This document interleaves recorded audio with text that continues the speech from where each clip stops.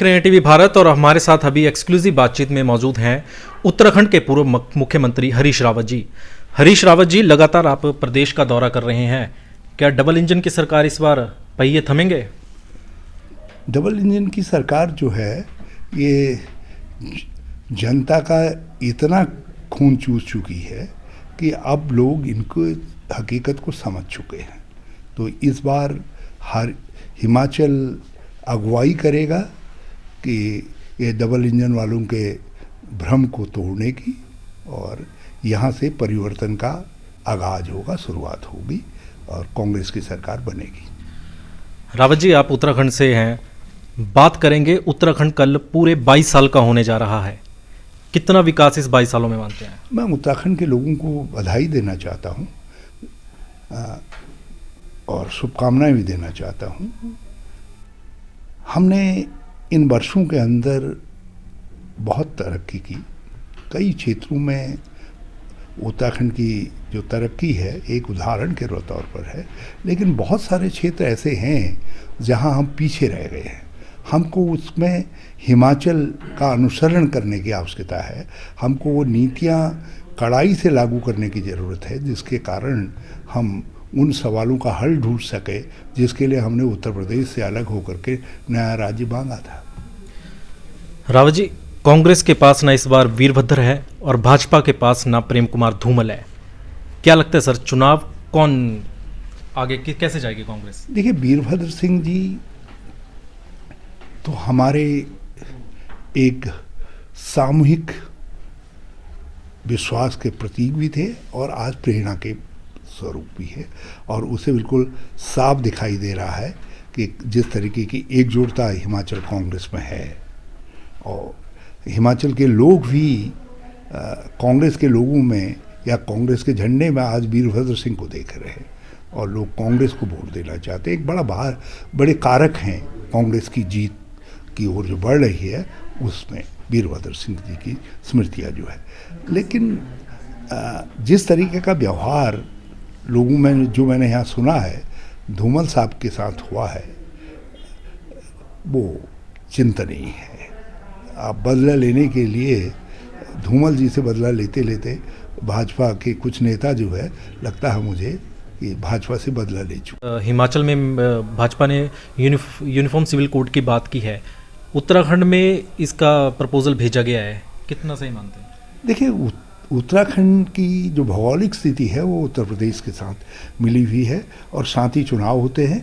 वहाँ की जो राजनीति होती है, वहाँ का जो कम्युनल एजेंडा था, उसने उत्तराखंड को प्रभावित कर दिया और लास्ट में एक झूठ बोल करके उसके गर्व से वहाँ ये आज की जो भाजपा सरकार है वो पैदा हुई, झूठ के गर्व से जो है। लेकिन हिमाचल में बिल्कुल विपरीत स्थितियाँ हैं। यहाँ लोगों के स्थानीय सवाल प्रमुख हैं। यहाँ सवाल लोगों का है एम्प्लॉयमेंट का, यहाँ महंगाई का सवाल है, यहाँ लोगों के सामने जो है ओल्ड पेंशन स्कीम का मामला है, लोगों के सामने इस बात का है कि हमारी सड़कों की बदहाली क्यों हुई, हमारे सेब और किन्नू के हमको उचित दाम क्यों नहीं मिल रहे हैं, हमारे पैकेजिंग मटेरियल पर इतना क्यों आपने जो है जीएसटी बढ़ा दिया। ये कई तरीके के सवाल हैं जो हिमाचल के लोग पूछ रहे हैं और उन्हीं सवालों पर लोग वोट करने जा रहे हैं। और जिस समय वो सोच रहे हैं तो उस समय उनके सामने वीरभद्र सिंह जी का चित्र उभर रहा है कि हाँ देखो, हमारा एक व्यक्ति था जिसने हमको एक बेहतर सरकार दी, जिसने रोजगार भी दिया, जन कल्याण भी दिया, विकास भी दिया और सम्मान भी दिया। तो ये कांग्रेस एक बड़े प्लस के साथ चुनाव में है यहाँ। सर, जेपी नड्डा जी बोलते हैं कि अब उत्तराखंड की तर्ज पर हिमाचल में भी रिवाज बदल देंगे पूरे तरीके से। क्या लगता है सर, हो जाएगा? हिमाचल उनके भ्रम को पूरी तरीके से तोड़ देगा और बल्कि इस भ्रम को तोड़ने में बहुत कुछ मदद उनकी तरफ से भी हो रही है। सर, क्या कांग्रेस हिमाचल के चुनावों को हल्के में ले रही है? क्योंकि सर, बीजेपी के सारे स्टार प्रचारक प्रधानमंत्री तक लगातार दर्जनों बार हिमाचल में आ चुके हैं और आ रहे हैं। कांग्रेस के अभी तक कितने जो बड़े चेहरे हैं सर, नामी चेहरे, वो क्यों इतना, जबकि 2 दिन रह चुके हैं? भाजपा नर्वस होकर के सबको यहाँ झोंक रही है ताकि ये लगे उनकी कमियों को देखने के बजाय लोग उनके हेलीकॉप्टर्स को देखें।